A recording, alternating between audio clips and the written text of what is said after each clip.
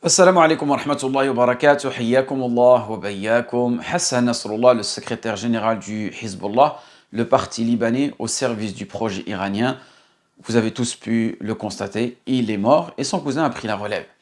Mais on a pu aussi constater ces derniers jours que certains musulmans de France ont invoqué pour lui. Certains pensent que c'était quelqu'un de bien et d'autres ont plus ou moins relativisé et savent le mal qu'il pouvait commettre et qu'il a commis. Donc une question se pose en réalité, qui était réellement Hassan Nasrallah d'un point de vue islamique, vous voyez? Non pas d'un point de vue politique ou d'un point de vue social ou d'un point de vue, on va dire, humain. Non, ce qui nous intéresse, c'est ce point de vue islamique, religieux.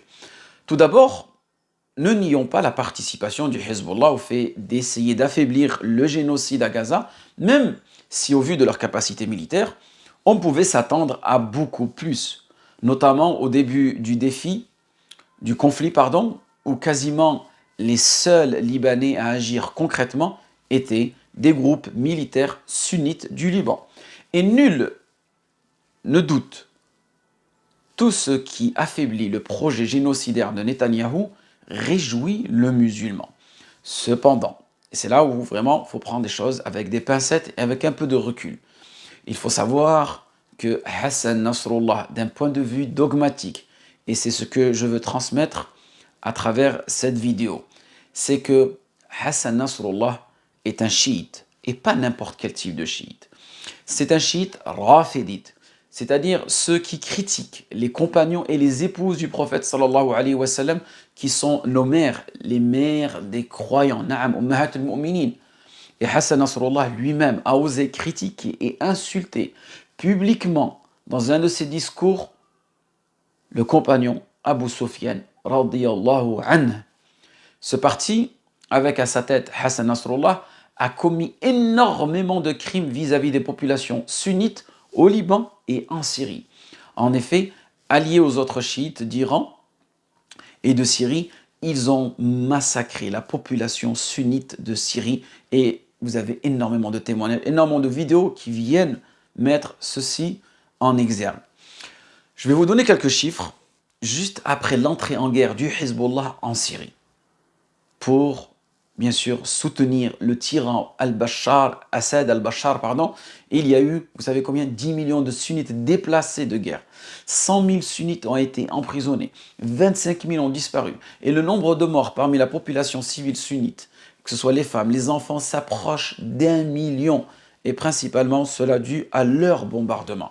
Et je ne vous parle même pas des viols et des agressions physiques et morales qu'ont pu subir les Syriens sunnites. Demandez aux Syriens, eux ils vont vous dire exactement qui est Hassan Nasrallah et qui est Hezbollah. Donc le Hezbollah est devenu une antenne libanaise du projet iranien qui considère que son principal ennemi, entre guillemets, c'est nous, hein, c'est le sunnisme, et ça a été mentionné plusieurs fois, et il le propage et il le combat directement, que ce soit en Irak, au Yémen, au Liban, en Syrie. Si tu es un sunnite, tu seras combattu par ces gens-là. C'est pour cela que on peut dire que, on peut constater, qu'il y a une grosse propagande médiatique aujourd'hui en faveur du Hezbollah. Donc les musulmans sont plus ou moins un peu trompés parce qu'ils utilisent ce coup médiatique, que ce soit à travers la télé, à travers leurs chaînes d'information, à travers leurs canaux Telegram et aussi des médias proches de l'Iran et de ses alliés. Mais cela, Allah barik fikum, ne doit pas égarer le musulman. Oui, le musulman est pour la libération du peuple palestinien. Oui, le musulman, il est contre le génocide actuel. Oui, le musulman, il déteste Netanyahou et son projet d'occupation de la Palestine. Oui, le musulman, il est heureux que certains États ou partis politiques, comme par exemple le Hezbollah ou n'importe quel nom, s'opposent aux crimes qui ont lieu devant nos yeux en Palestine et au Liban. Mais, et là, un grand mais, il garde en tête que certains de ceux qui s'opposent à ces crimes sont et restent des criminels ennemis de l'islam et des musulmans, du vrai islam. Et je vais vous illustrer cela par un exemple pour que vous puissiez comprendre. Le gouvernement chinois critique aux Nations Unies la politique du gouvernement israélien en Palestine. Vous êtes d'accord avec cela? Vous avez pu le constater de vous-même. Cela nous réjouit. Alhamdulillah, quelqu'un qui prend une position pour nos frères palestiniens. Mais cela ne nous fait pas oublier les crimes du gouvernement chinois face à nos frères ouïghours. Pareil pour le Hezbollah et son chef.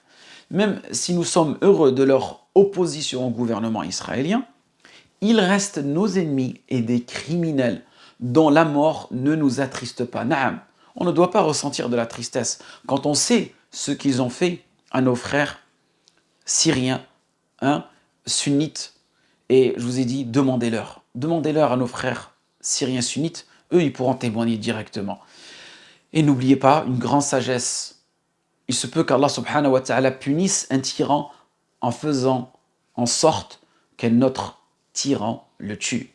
Et une invocation qui a été souvent prononcée par nos prédécesseurs, Allahumma halik al-zalimina bid-zalimin.